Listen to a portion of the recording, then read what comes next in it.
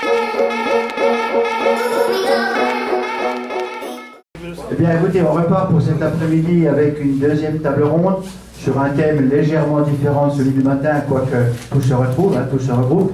Quand on parle du code du sportif au service de l'école de la République, finalement on a vu que chacun avait à peu près les mêmes approches, mais avec la diversité de chacun, puisque chacun a ses particularités. Et cet après-midi, enfin on va laisser Yves Lécuras présenter cette table ronde. On a 4 nouveaux participants qui vont entourer Yves pour essayer d'échanger sur ces beaux principes du code du sportif. Que pourrons-nous faire demain pour améliorer la situation et faire en sorte que notre jeunesse soit fière d'être française et soit fière de la France, fière du pays, fière de ses valeurs et prête à défendre les valeurs du code du sport, du code du sportif dont le ministre a parlé ce matin. Le ministre, ton ministre, a été parfait ce matin. Donc il a vraiment passé les messages qu'il fallait aux côtés du président du CNOSF, Denis Massiglia. Et on se sent maintenant rassuré parce qu'on est épaulé et on sait que le ministère des Sports est derrière nous. Et j'espère que très bientôt, le ministère de l'Éducation nationale sera aussi à nos côtés pour signer enfin une belle convention que tout le monde attend, j'espère, d'ici la fin de l'année. En tout cas, l'UNSS était là, l'USEP était là, l'UXL était là. Puis cet après-midi, on a même des personnes de l'enseignement supérieur. Bravo, bravo. Donc je laisse la parole sans plus tarder à Yves Lécuras et je remercie tous ceux qui ont participé au repas de ce midi.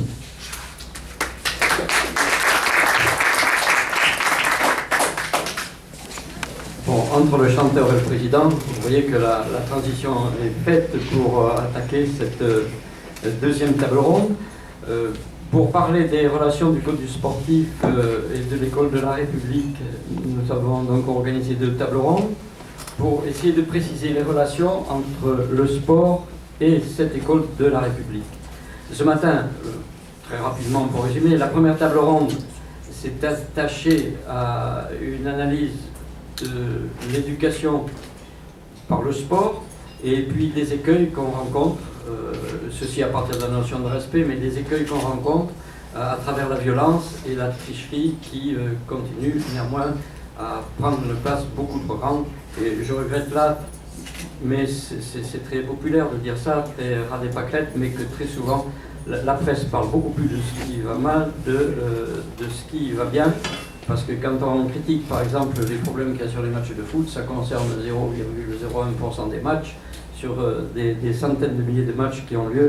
Donc il faut quand même aussi un peu relativiser les choses. Au cours de cette table ronde ce matin, ont été soulignés la volonté et la nécessité de vivre ensemble, malgré la différence, pour que vive cette République laïque et démocratique qui est la nôtre. À cette occasion, je vous raconte une petite anecdote au niveau de la différence. J'étais à l'hôtel Ibis ce matin et j'ai assisté à une scène un peu surréaliste. Il y a beaucoup d'handicapés qui sont à Paris actuellement avec ces championnats. C'était un monsieur qui était unijambiste, habillé en champion, et il guidait un aveugle avec sa canne qui lui aussi faisait partie des jeux. Et l'aveugle l'aidait à s'asseoir. Et puis lui, il lui montrait pour ouvrir les portes, etc. Vous savez, on parle de... Mais entre personnes handicapées, il y a des choses étranges comme ça qui se passent. Alors vous assistez comme ça à des scènes qui... ça vous donne un peu déjà des leçons de morale. Alors, cet après-midi, ce matin, on a parlé donc de l'école du respect, et cet après-midi, on est sur l'école de la citoyenneté. Et il s'agit de définir cette place centrale que prend la citoyenneté dans l'école de la République, et avec notre système de laïcité que je qualifierais de à la française, puisque la laïcité, c'est quelque chose d'unique au monde. Ça n'existe pas beaucoup dans d'autres pays, du moins avec l'acception et la définition qu'en donne la loi de 1905. Le code du sport fonctionne comme une boussole, je trouve, qui donne des repères et des règles de conduite, même quand la mer est agitée. Et avec le code du sportif, nous développons une éthique qui n'est pas simplement incantatoire, mais parce que nous sommes des sportifs, nous voulons une éthique d'action. Et c'est pour ça que nous passons de l'école du respect à l'école de la citoyenneté. Alors comment l'esprit sportif va contribuer à cette construction citoyenne dans notre République démocratique et laïque? C'est bien là l'objectif de cette deuxième table ronde. Et, mesdames, messieurs, c'est à voilà, vous allez nous aider à parfaire nos opinions, à les forger à travers vos interventions. La première personne qui va intervenir, elle s'appelle Madame Laurence Fischer. Elle est diplômée de l'École supérieure de commerce, double championne du monde de karaté. Je ne vous ai pas demandé, c'était les katas ou c'était le karaté contact?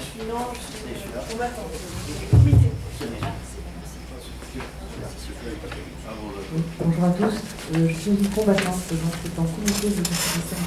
Donc c'est ça, c'est pas simplement les katas. Non, mais le c'est pas que le kata soit pas très beau. J'ai assisté au championnat du monde, c'est merveilleux.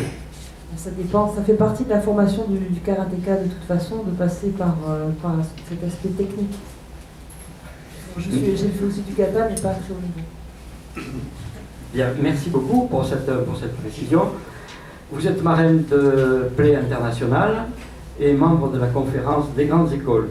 Le thème qu'on vous a réservé, que vous avez choisi, c'est sport, citoyenneté par l'action et l'engagement. À vous, madame. Merci, bonjour à tous et à toutes. Merci pour l'accueil, merci de m'inviter et de me permettre de simplement témoigner de mon parcours dans un premier temps pour en venir à cette thématique. Donc en fait, je suis effectivement championne du monde de karaté, j'ai été 15 ans internationale. Et c'est vrai que quand je vois votre association et le code, les valeurs qui sont celles que vous défendez, je m'y retrouve complètement.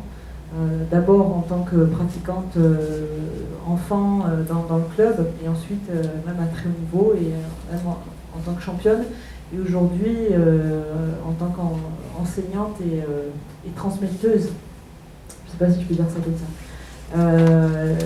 Parce qu'en fait, c'est ce qui m'a construit, c'est ce qui fait que je suis arrivée à très haut niveau, j'y suis restée longtemps, j'ai été 15 ans internationale, et c'est ce qui fait aussi qu'aujourd'hui j'ai aussi un engagement citoyen, une vraie aussi militante d'éducation par le sport, puisque ça a été précisé dans ce que je fais aussi, bénévolement, avec Play International, et dernièrement, si je commence par l'actualité toute fraîche, avec les écoles de l'espoir avec qui je suis partie au Congo, partager mon expertise de karatéka auprès des femmes victimes de viols de guerre.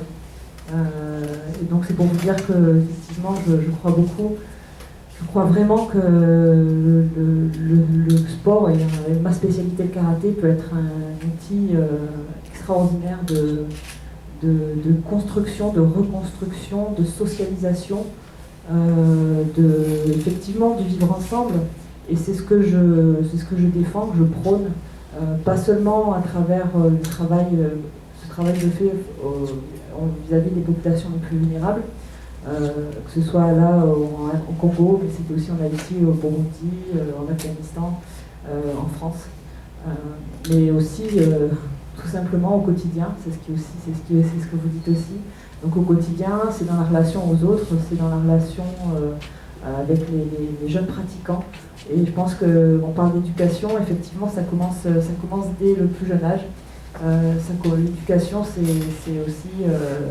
et ce que je voulais vous dire aussi, c'est que pour moi, la citoyenneté, c'est aussi un apprentissage. On apprend à devenir citoyen. On apprend et le sport est un magnifique levier pour comprendre prendre conscience qu'on a des droits et des devoirs, et que à travers la pratique, en apprenant à se connaître, on apprend à connaître l'autre et avoir une relation avec l'autre qui est quand même plus dans l'échange et dans la communication. Et à la base, c'est grâce d'expérience. Toujours, je me permets de parler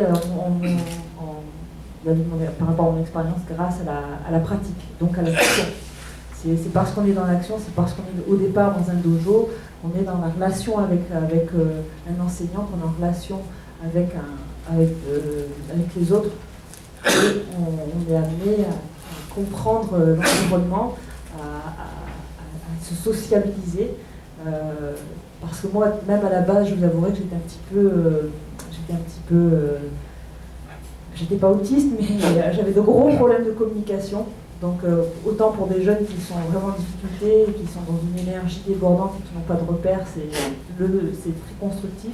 Et à l'inverse, pour quelqu'un comme moi qui était extrêmement réservé, qui n'arrivait pas à s'exprimer, le karaté, donc le sport aussi, hein, c'est le levier qui permet de se construire. Enfin, c'est un peu généraliste comme mot, mais en tout cas de prendre conscience de qui on est. Ça donne du sens à ce qu'on fait.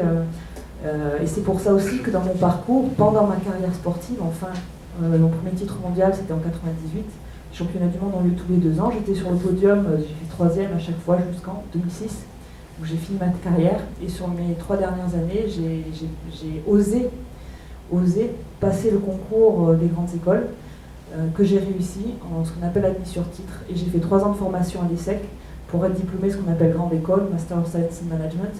Donc autant vous dire qu'en termes de, j'aime pas le mot reconversion, mais on est une discipline amateur aussi, donc on doit faire face tout de suite à son avenir professionnel. D'ailleurs, j'ai toujours travaillé aussi en même temps. Mais donc pour vous dire que le fait d'avoir intégré aussi l'ESSEC, qu'aujourd'hui je représente ici aussi parce que je suis consultante en sport de cette grande école. Et donc, comme ça a été dit aussi, je fais partie donc, je suis membre de la conférence des grandes écoles. Tout ça, ça a du sens et ça a un lien. Parce que c'est une école, aussi qui a les mêmes valeurs que celles que je défendais et auxquelles je croyais en tant qu'athlète et pour lesquelles je pensais avoir du mal à être reconnu dans la société en fait. C'est un peu le problème de beaucoup de sportifs, on est un petit peu asocialisé parce qu'à très haut niveau on est dans notre bulle et je me suis rendu compte que l'excellence, la devise qui est aussi celle de l'ESSEC, par le savoir vers la liberté, ce que moi j'avais effectivement identifié dans ma pratique à très haut niveau du karaté, je le retrouvais dans cette école. Et en y étant, en faisant la formation, je me suis vraiment retrouvée dans ce que je défendais. Donc là, on est vraiment dans l'école. On est dans l'école déjà de la maturité, puisqu'on n'est plus dans les sections d'apprentissage des fondamentaux, je dirais. Mais dans l'étape, je suis amenée à être le leader, le manager de demain. Chose que moi j'étais déjà dans ma discipline, mais grâce à des outils d'accompagnement, de prise de responsabilité, de choix, de parcours, donc d'une certaine liberté que j'avais déjà moi dans ma carrière, identifiée dans ma carrière, ce qui m'a permis de m'épanouir et de me retrouver ensuite dans les choix que je pouvais faire à l'école et dans mes choix futurs professionnels. Donc tout ça pour vous dire, pour en revenir aussi à l'école action, engagement, parce que c'est aussi dans une démarche proactive, c'est par la volonté, c'est le learning by doing, c'est parce qu'on a envie de sentir qu'on a besoin d'être dans la recherche. C'est une notion aussi pour moi extrêmement importante dans mon parcours d'athlète et que je retrouvais à l'école. C'était pas sans difficulté, hein. Tout ça n'était pas effectivement sans difficulté. De toute façon, quand on est athlète aussi, c'est un parcours. Il y a des embûches et des difficultés, et c'est ce qui fait que quand on arrive, comme la défaite, on rebondit. Voilà, cette force-là de rebondir, c'est aussi grâce au sport que je le dois. Et donc à l'ESSEC, tout ce que moi j'avais identifié et compris, je le retrouvais dans la formation. Et aujourd'hui, dans mon rôle de consultante, j'ai cette relation avec les étudiants, sur le sport, sur comment les accompagner au mieux, en défendant ces mêmes valeurs, en les accompagnant dans les choix et dans les responsabilités, parce qu'ils sont responsables, si je prends les étudiants qui sont sur la partie sport, ils sont responsables des choix qu'ils font sur les événements, c'est eux qui gèrent toute la partie sport universitaire, qui gèrent tout ça, c'est eux qui le font. D'où l'autonomie, d'amener à l'autonomie et ce début de comment les amener aussi à une certaine liberté dans la pratique. Donc là, je trouve qu'on est vraiment on n'est pas encore dans... Et c'est pour moi, du coup, vraiment dans les valeurs que vous avez et dans l'apprentissage à la citoyenneté. Je fais déjà partie de la cité, j'y ai ma responsabilité et j'y suis engagée, avec des règles. Moi, ce que j'aime bien dire, c'est avoir une liberté dans la contrainte. Et ça, les étudiants l'identifient très bien. L'athlète, parce qu'à un moment donné, il maîtrise ses outils. Comme moi, je maîtrisais mes techniques, je maîtrisais le karaté.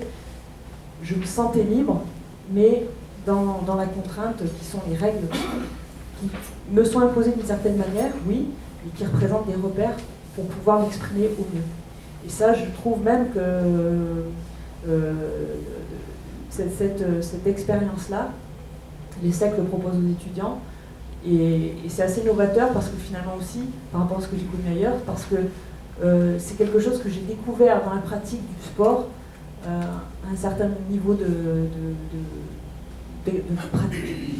Et c'était, c'est des choses que je trouve assez fortes et qui m'ont permis par la suite aussi de m'engager complètement vis-à-vis des populations les plus vulnérables, avec des effets juste extraordinaires par rapport au parcours si je prends le cas des femmes victimes de viol de guerre, qui sont appelées survivantes là-bas, à qui j'ai apporté de manière pérenne l'activité karaté, via les écoles de l'esport qui à la base travaillent sur les fondamentaux, alphabétisation, apprendre un métier, pour là aussi amener à l'autonomie. Et là-dessus, j'ai amené le karaté qui leur permet de reprendre confiance en elles, de retrouver leur dignité. On est vraiment sur des problématiques importantes, mais qui derrière ont un effet très très puissant. On le retrouve ici aussi avec les jeunes. Dès qu'on amène, c'est ce que je disais, il y a c'était relevé par un journaliste qui nous a accompagnés, et qu'on est bienveillant. Et ça on me l'a appris, on m'a transmis dans le dojo. Donc on revient encore ce que ça apporte le sport. En étant bienveillant, en pensant d'abord au-delà. Pour moi, le karaté, ça va au-delà, et le sport, c'est au-delà de la championnite. C'est au-delà de la compétition. Oui, il peut y avoir compétition, oui, ça correspond à l'énergie, à un moment donné, à un certain âge, mais c'est pas l'essentiel. L'essentiel, parce que ça m'a été transmis, peut-être que j'avais un peu ça en moi aussi, c'est de devenir un être humain à part entière, avec un sens critique, avec cette conscience de ses capacités, en restant positif et en ayant aussi ce que je vous ai au début, conscience de l'autre, et de faire aussi avec l'autre. C'est un sport individuel, et ce que je dis souvent aussi, c'est que je ne suis rien sans l'autre. Je ne suis rien sans l'autre. C'est un point extrêmement important. Pourtant, c'est pas un sport co, mais je peux vous dire qu'on ne peut pas travailler, il n'y a pas de travail, on ne peut pas échanger, on ne peut pas si j'ai pas mon partenaire, si j'ai pas une équipe, si j'ai pas mon entraîneur, mes partenaires d'entraînement, le staff, la famille, c'est vraiment un environnement. Et ça, c'est tout ça aussi, c'est ce que je dis aussi, c'est une surconscience de ce qu'on est, de ce qu'on fait par la pratique, donc par l'action. Et je parle l'engagement aussi, parce que c'est l'essence même de la discipline. On est en duel, et si on ne s'engage pas, si on ne va pas vers l'autre, il ne se passe rien, et on n'apprend pas. Et pour moi, c'est pareil, c'est un fondamental dans l'école.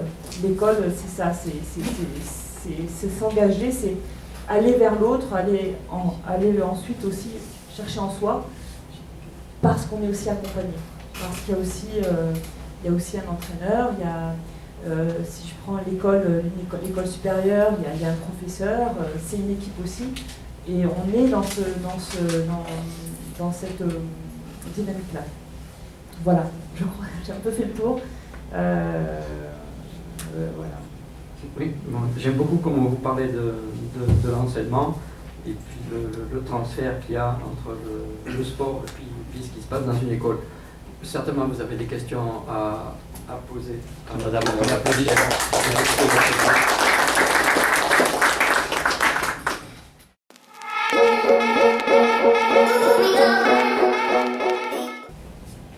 Oui, vous avez fait référence à l'autonomie de vos étudiants dans le cadre de leur pratique sportive. Pour faire le lien avec ce qui s'est passé ce matin, moment auquel il y a eu pas mal d'intervenants de l'UNSS et de l'UCEP, il y a des politiques à l'UCEP d'association des enfants, des élèves à la pratique, c'est-à-dire ils ne font pas que pratiquer, ils jouent le rôle de dirigeant, ils jouent le rôle d'arbitre, etc. Donc, élément peut-être de la citoyenneté. Même chose à l'UNSS. Est-ce que vous avez pu identifier ou non des effets de cette préparation dans leur vie d'étudiant? Oui, c'est une très bonne question. Effectivement, après, c'est ce que prône de toute façon la manière dont dont fonctionne la pédagogie à l'ICEP. C'est-à-dire que l'étudiant, déjà dans son parcours, sur les 3 années, si je prends le format grande école, sur les 3 ans de formation générale, management, il va être amené à avoir cette autonomie en se responsabilisant et il y a 101 associations en plus de celle du sport, mais moi effectivement j'ai cette expertise et cette vision dans le sport où il y a un bureau des sports, il est entièrement géré que par des étudiants et dans chaque discipline il y a un responsable. Donc c'est-à-dire que les jeunes, en plus de pratiquer, de faire, et ils ont le choix, ils peuvent faire de la compétition, ils peuvent faire ça par plaisir, ils ont des installations à leur disposition, c'est eux qui choisissent. Et dans leur choix, s'ils choisissent la compétition, il y a le RT pour le rugby, il y a l'Aviron, c'est une association indépendante, golf, enfin sur toutes les disciplines, c'est eux qui gèrent des événements, ils gèrent en plus de pratiquer le sport, que ce soit en compétition. Là, dernièrement, l'Aviron a été vainqueur de la Coupe de France, les masculins, les masculins handball aussi. Ils font des résultats en Coupe de France. Et en plus de ça, ils sont en stage, ils passent leur quiz, leurs examens, ils sont en recherche éventuelle aussi de job par la suite. Ils sont polyvalents. Et effectivement, certainement que ce travail qui est fait en amont les amène à vraiment être comme ça dans l'engagement, dans la prise de décision, dans leur choix, sachant qu'on est aussi, ils sont extrêmement sollicités, ils sont consommateurs, et du coup, je pense que même naturellement, ils sont obligés d'être dans cette autonomie. C'est vrai que les nouvelles générations, c'est vraiment, ils savent ce qu'ils veulent, ils sont. Est-ce que c'est aussi dans le mode de fonctionnement de l'école, dans ce que propose l'école, mais on leur demande, par exemple au niveau de la pédagogie, ils font des cours ils travaillent le cours de mes rêves, quoi. Je travaille en collaboration avec mes profs pour avoir le meilleur des cours possibles. Voilà, aujourd'hui on en est là, plus toute l'arrivée du digital, et effectivement, dans leur pratique sportive, ils sont à la fois consommateurs, mais ils sont aussi extrêmement respectueux des règles, ils savent parfaitement comment ça fonctionne, et ils s'éclatent. Et il y a une notion de plaisir qui est présente. Je les aide aussi par contre, à gérer un peu le stress, à gérer leur environnement pour qu'il soit le plus efficace et performant possible. Et ça va au-delà de la pratique. Là. À ce moment-là, ils arrivent à un niveau où ils savent qu'ils vont basculer dans le milieu professionnel. Et ils connaissent la conjoncture, ils la connaissent, ils savent la difficulté que ça présente, mais ils sont pris. Moi, je les trouve extraordinaires. Pour prendre ceux que je connais mieux, qui sont ceux qui font vraiment le sport. Par contre, dans mon cas, J'ai fait ce cursus pendant 3 ans. Je m'entraînais à l'INSEP. Et je pense que je devais être un peu un extraterrestre parce que c'est à Cergy-Pontoise, l'essai qui est à Cergy-Pontoise. Je travaillais dans la RER, j'arrivais à l'INSEP, je m'entraînais, je revenais, je travaillais. À l'époque, j'étais une fondation d'entreprise GDF. Ensuite, je travaillais à Canal+, parce que j'étais obligée. Donc, autant vous dire qu'en termes de gestion, d'organisation, c'était... mais j'avais... et ça, c'est ce qu'on retrouve aussi chez les étudiants, c'est qu'ils ont fait un choix de parcours professionnel, projet professionnel, et ce qui fait qu'ils ont une volonté, ils font preuve aussi de création et justement d'engagement, de motivation qui est vraiment importante. Et ça se retrouve dans le sport, ça se retrouve dans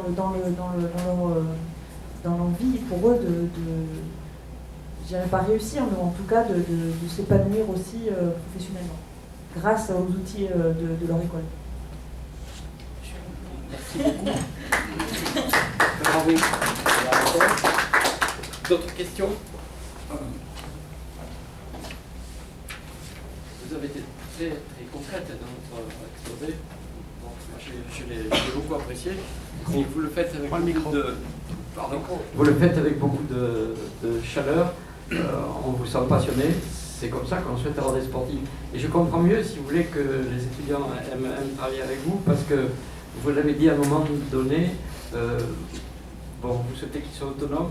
Et je crois que ce qui manque beaucoup, puis il n'y a pas que pour les étudiants de l'ESSEC, c'est qu'on a une jeunesse qui manque des fois de l'estime de soi.